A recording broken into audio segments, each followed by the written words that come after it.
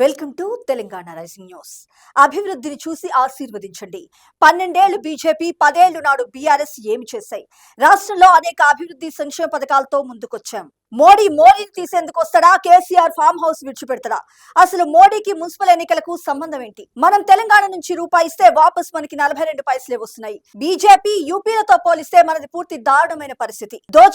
దాచుకోవడమే BRS agenda. BRS బీజేపీని బొందపెట్టి ప్రజాపాలనకు పట్టం కట్టాలని సీఎం రేవంత్ రెడ్డి గారు పిలుపునిచ్చారు. ప్రధాని మోడీ దక్షిణాది రాష్ట్రాలపై కక్ష కట్టారు. సొమ్ము దక్షిణాది, సోకు ఉత్తరాది రాష్ట్రాలది. బీఆర్ఎస్ నేతలు దోపిడీకి అలవాటు పడి మరి రాష్ట్రానికి 8 లక్షల కోట్ల అప్పు మిగిల్చారు. గతంలో సహజ వనరులను దోచుకున్నారు. ఆఖరికి భార్యాభర్తలు మాట్లాడుకునే టెలిఫోన్ సంభాషణలు సైతం వదలలేదు. వాళ్ల పైశాచిక ఆనందానికి ఫోన్ ట్యాపింగ్ చేసి మరీ బెదిరించి మరీ డబ్బులు వసూలు చేశారు. ఇక్కడ మరొక ముఖ్యమైన అంశం చూసినాం.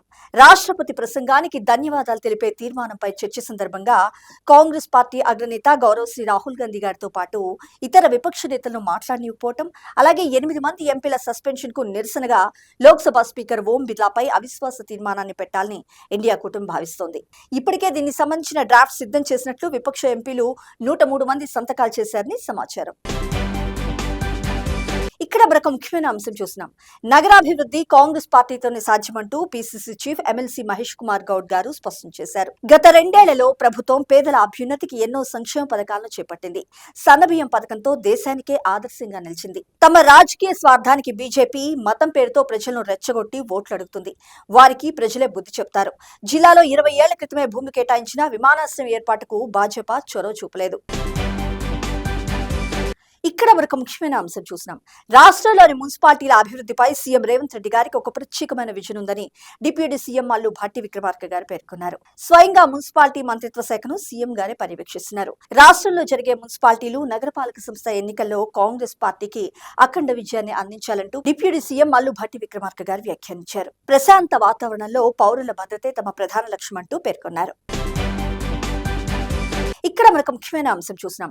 మున్సిపాలిటీ ఎన్నికల్లో కాంగ్రెస్ పార్టీ 100% విజయం సాధిస్తుందని మంత్రి ఉత్తమ్ కుమార్ రెడ్డి గారు పేర్కొన్నారు. కాంగ్రెస్ ప్రభుత్వం అధికారంలోకి వచ్చాక తీసుకొచ్చిన సన్నబియ్యం పథకం ఇటు తెలంగాణలోనే కాకుండా దేశానికే ఒక స్ఫూర్తిదాయకంగా మారిందంటూ పేర్కొన్నారు.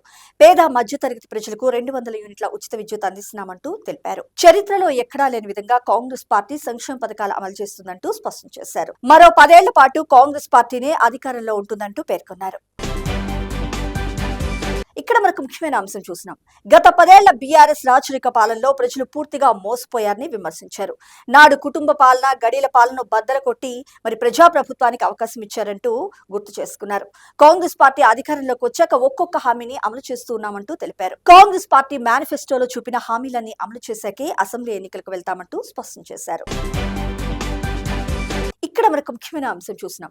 రాజకీయాల ముసుగులో అరాచకాలు చేస్తే ఏమాత్రం సహించే ప్రసక్తి లేదని రాష్ట్ర రెవెన్యూ, గృహ నిర్మాణ శాఖ మంత్రి పొంగులేటి శ్రీనివాసరెడ్డి గారు పేర్కొన్నారు. అలాగే కాంగ్రెస్ శ్రేణులను బెదిరిస్తే అరెస్టులు తప్పవంటూ కూడా హెచ్చరించారు. అశాంతి సృష్టించే వారిని ఉక్కుపాదంతో తొక్కి పెడతామంటూ వ్యాఖ్యానించారు.